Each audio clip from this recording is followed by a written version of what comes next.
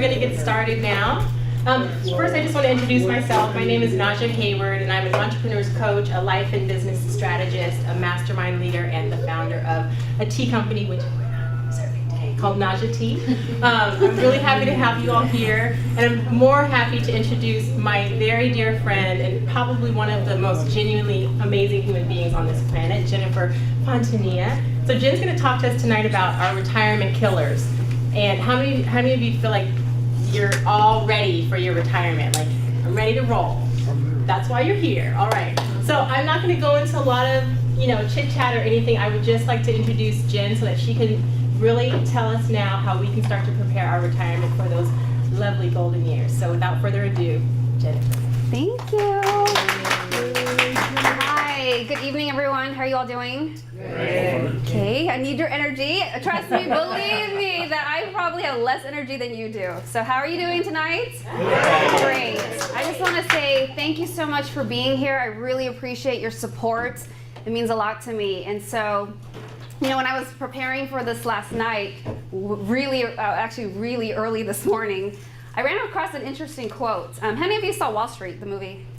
Okay, so there was an interesting quote by Martin Sheen, and his quote was, "Money is something you only need until you die tomorrow."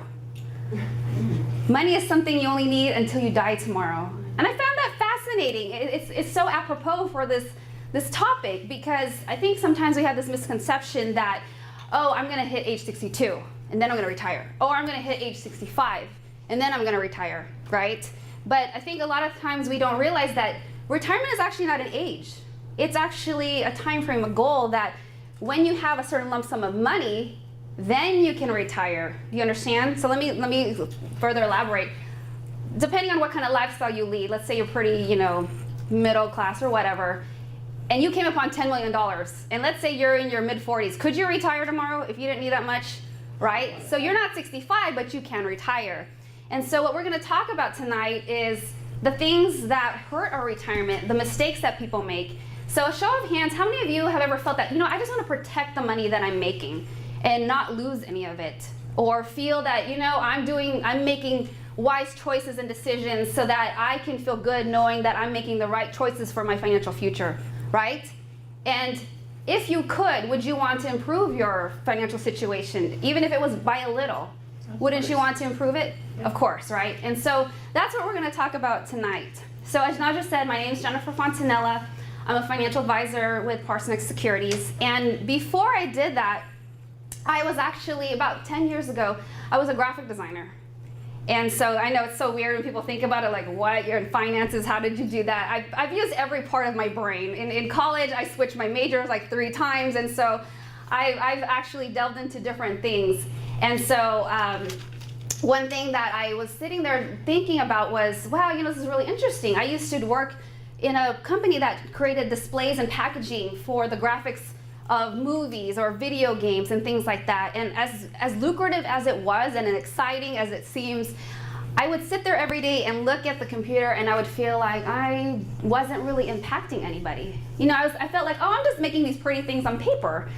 And then it started making me think about money. And I sat there thinking, oh, I really don't know anything about money. I'm making it, but I don't know anything about it. How many of you went to school and learned about a mutual fund is? One person. Oh, you know what? It's the tax people. That doesn't count. That doesn't count.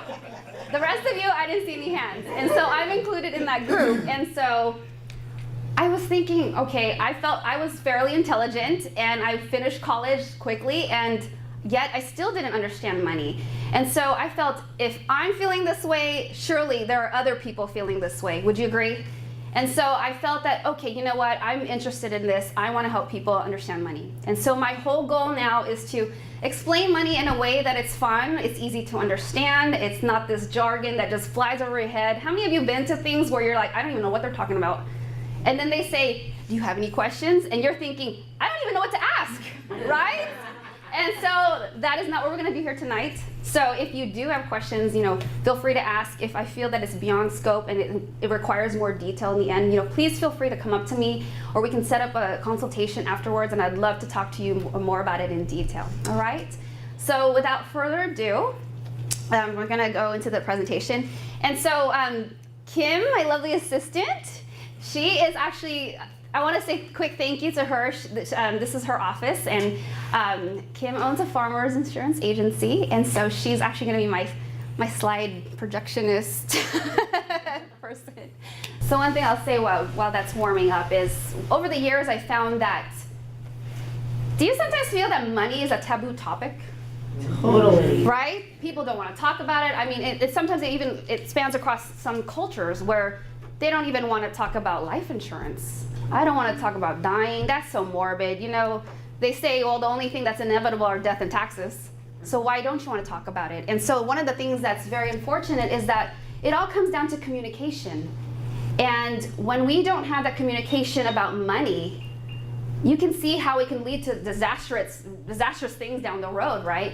And I actually niche and focus on helping the divorce market as well. And you would think that it would be cheating, right? It's actually money. That's actually one of the biggest reasons people divorce. And so divorce is not the only thing that could happen from it, but as you can see, when you don't talk about money, it can cause so many problems, and it's really unfortunate for me to see that. And so a lot of us raised our hands and we talked about how we want to improve our financial situation, but if we don't talk about it, then no change can happen. And unfortunately, one of the things, well, fortunately I should say, one of the things I did learn in the recent years is that if we want to make change in our life, we have to get comfortable being uncomfortable, right? You have to be comfortable being uncomfortable, and sometimes that could be a really, oh, I don't like how this feels, but unfortunately you have to look at it and embrace it and know that you're growing. So, it's okay? Yeah. Oh, okay. Be on any second. All right. Need to bear with it. I just used this for the first time today. I typically don't use a projector. So, it kind of gave us a blue screen. Oh, that's okay. So while we're waiting for this, I'm gonna do a commercial. How many of you have teenagers? Awesome, you'll be back here on Thursday night because Kim is hosting an amazing seminar about teen drivers. She's gonna have Long Beach Police, right? Mad. And MAD. And one of the things, I only have a little, he's almost 2, but one of the things I really was interested in is finding out, like, wow, if I had a teenager, what are some of the laws? Because there's some changes and things like that that we need to be aware of. And so that's going to be here Thursday night at 6 o'clock to 7:30. We're not using the projector. Yeah. There it is. Okay. Obviously, like we mentioned, I'm from Parsonix. That's my broker dealer. It's pretty much what they call the back office. And so some of the strategies that we have are broken up into 4 things. We call them the 4 Ps. And the first thing is the products. On the security side, securities is a fancy word for investments. I know it sounds like nothing that it represents. But we have asset growth where we deal with retirement, the college planning, mutual funds, and annuities. And then on the other side, we have asset protection. So you want to grow, and like I mentioned earlier, you want to protect it, right? And so we do that with long-term care, living trusts, life insurance, and things like that. And one of the things I love too is that I don't do everything. And that's why it's so wonderful to have some of you in this room who are professionals and that I can partner with, because I don't really believe in being the jack of all trades. I like having key people who can handle those aspects and really be a team together to help the client. And so the next one is philosophy, where we have foundational strategies and philosophies. So we're not tied to an outcome like it says. We are tied to an outcome, not a method. So sometimes there's different things that we need to do. We want to focus on, are we getting the result? How we get there, you know, it may not feel comfortable to you, but if it makes sense and the numbers make sense, it's always about the numbers, and we're hitting the goal that you need, it's gonna make for a better future. And then we have the plan, and then we have P, the planner. That's not me, but the person is the planner, which is the most important component. And so when it comes to financial planning or financial advice, this is the biggest role or the biggest component that's important, because truthfully, everybody can sell the same products. There's a million other financial advisors. We can have the same philosophies, we can all create a plan, but it comes down to this key person. Does this person care about what you're doing? Can this person talk to you in an understanding manner?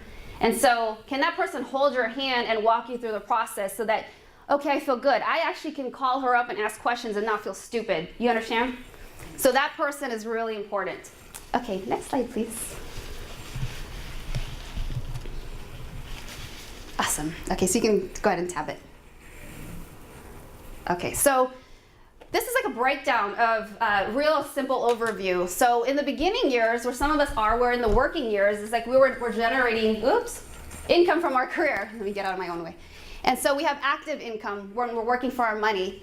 And then here is later on when you want to stop working, right? Whether this is 52, 65, 70, whatever that age is at that point, you want to start having money come off from your investments. And so that's where the passive income comes from. Then you can go ahead. And so the risk, though, on this side is dying too soon. And so that's why you're going to protect yourself with insurance. And then you also want to get a living trust. If you have a house or minor children, you definitely need a living trust. I have clients and other people, and even some of the professionals in this room probably have experience with clients not having a living trust, and it's this massive mess. You don't want to deal with that. And then the risk over here, though, is that you're living too long. And so what happens if you didn't save enough and then you're outliving your money? Not a good situation to be in, right? So the other thing we want to do is also reduce debt and grow the money. So as you can see, there's all these moving parts. It's pretty crazy, but it's in a cohesive plan. There's steps that you need to do.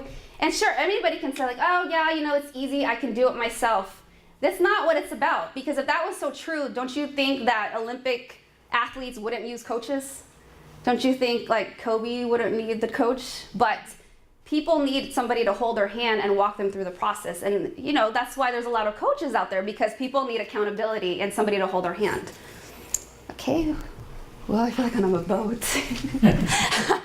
Okay, oh, can you go back one, please? I think there was one.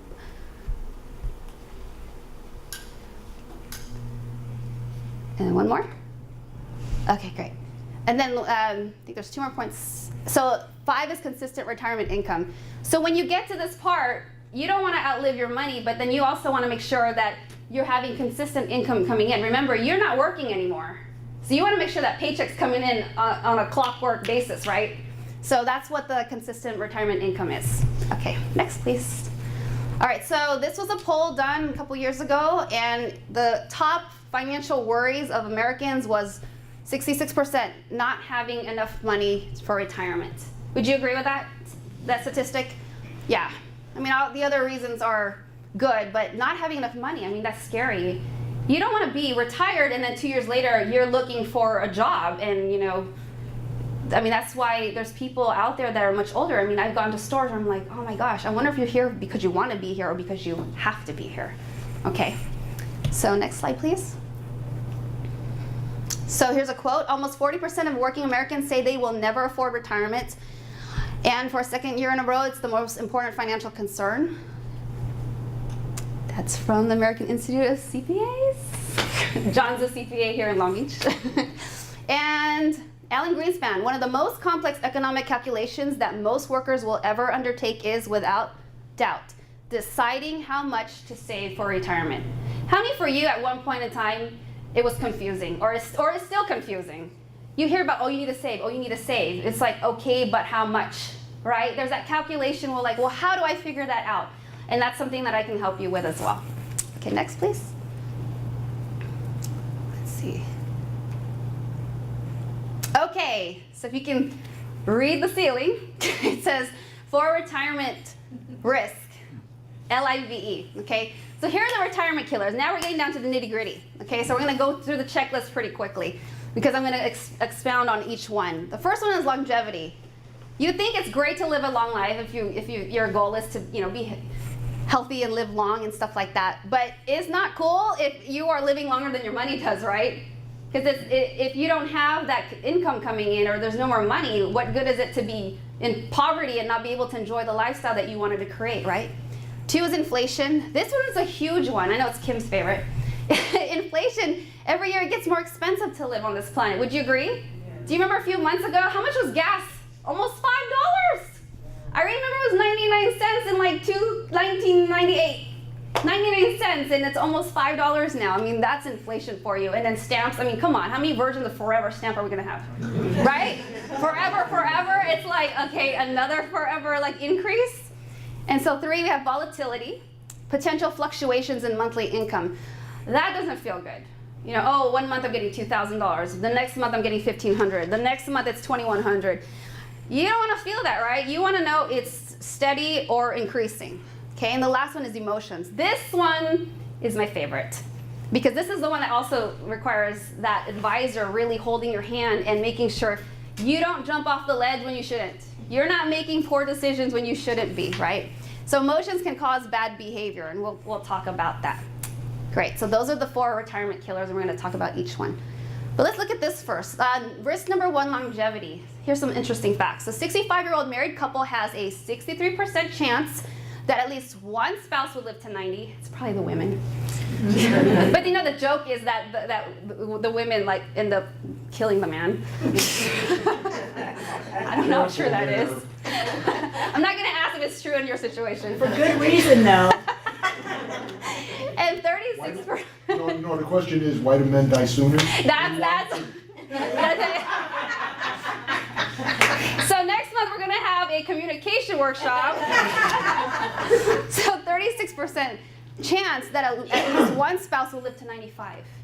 95. Wow. Is that possible nowadays? Yeah, absolutely. Absolutely. I have 2 people here, Ira and Julie. They deal with the senior market. There are people living longer nowadays. We have technology and medicine. It's just amazing. But if you think about it, if retirement is around 62, 65, and you're living to 95, that's 30 years almost. That's almost an entire life for a young adult. But ooh, look at the bubbles. And so that's pretty interesting to know that you got to make sure that that's my screensaver. That you can live up to 95 nowadays. And so we have no idea how long we'll be on this planet, but we must plan our retirement as though we'll live forever. And there are ways to do that. Okay, next please. Okay, risk number 2, inflation. How are you defining risk? And so we talk about slide. Come in. Hello. Hi. It's okay. Sorry for the delay. It's okay. Come in. So how are you defining risk? In 1982, a stamp was 15 cents. Can you imagine 15 cents? Nowadays, 2012, this I think is already outdated, right? How much is a stamp now? 46? Because I use the Forever stamp, it doesn't have a number on it, so I don't even know. I thought it was 48 cents. Is it? No, it's 46. 46? 46. Okay. I remember 3-cent stamps, so. Longevity, see? And so, going back to the stamps, it's fine, you can leave it there. There's other examples. Milk. How much is milk now?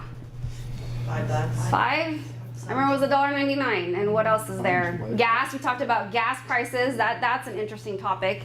But things are always getting more and more expensive. And do you think they're gonna go back down? No. So that's another risk that we need to hedge against, okay? So let's look at compound interest. This is always fun to look at. So 25,000 one-time savings.